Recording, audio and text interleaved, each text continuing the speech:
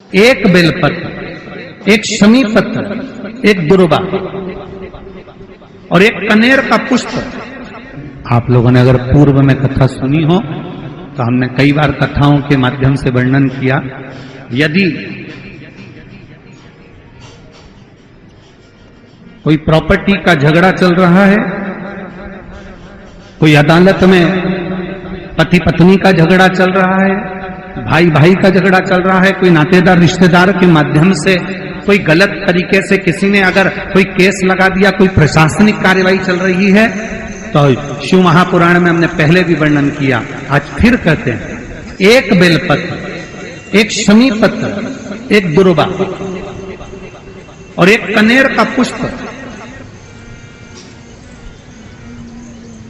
मुख से बोलिए, एक बेलपत्र, एक शमी पत्र, एक दुर्वा, एक कनेर का पुष्प और एक अक्षत आखा। इनको रखकर रंगेश्वर महादेव, कुंदकेश्वर महादेव और चंपेश्वर महादेव, इन तीनों का स्मरण कर कर जब हम बेलपत्री के पेड़ के नीचे मट्टी का ढेला बनाकर, मट्टी का पार्थिव शिवलिंग बनाकर उसी पर ये समर्पित कर देते हैं और उसी शिवलिंग को दीप दिखाने के बाद में उसी शिवलिंग का विसर्जन कर कर ये चढ़ी हुई बेलपत्र, शमी पत्र, दुर्वा, कनेर का पुष्प, अक्षत का दाना, इसको हम लेकर वापिस सजाएं और कैसा भी प्रशासनिक तकलीफ चल रही हो, लगभग 20 दिन इंतजार करना। 21वें और 22वें दिन बाबा चाहेगा तो निर्णय आपके पक्ष में ही आएगा, ये निश्चितता। बहुत बहुत ध्यान देंगे,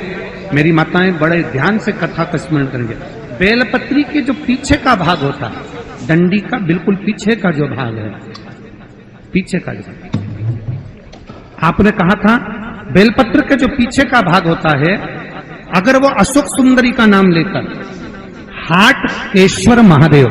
कौन सा महादेव? हाटकेश्वर महादेव का नाम लेकर अशोक सुंदरी को छुआकर चबाया जाए तो गांठ कैसी भी होती है वो गलती है। अब मैंने आपके वचन पर भरोसा करा, शिव मंदिर जाती, बेलपत्री उठाती, उसके पीछे का भाग तोड़कर बाबा को चढ़ाकर अशोक सुंदरी हाटकेश्वर महादेव का नाम लेकर खाती। गुरुदेव, मैं क्या वर्णन करूं, मैं बाबा को यहाँ धन्यवाद देने के लिए आई हूं। बाबा ने मेरी जो गांठ 2 साल से थी वो मात्र 20 दिन में गलाती है। मेरे बाबा का ये क्या गुणगान है, ये शिव तत्व है, औघड़ी है शंभु, शिव तत्व की शिव कथा कह रही है। भगवान बेल को कई लोग बेलपत्र जब चढ़ाते हैं, हम तो यहां तक कहेंगे, अगर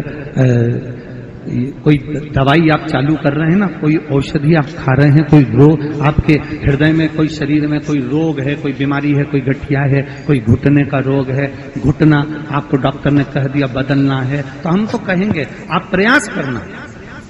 कि 2-4 दिन तक मंदिर में जब जाएं तो बेलपत्री भगवान शिव को अलग अलग तरह से, ये डंडी का मुंह अलग अलग तरह से चढ़ाकर हाटकेश्वर महादेव का नाम लेकर कभी इधर की ओर मुख कर कर चढ़ा दो, कभी इधर की ओर मुख कर कर चढ़ा दो, कभी इधर की ओर मुख कर कर चढ़ा दो, कभी किधर की ओर मुख कर कर चढ़ा दो। और बाबा को चढ़ाने के बाद उस बेलपत्री को आप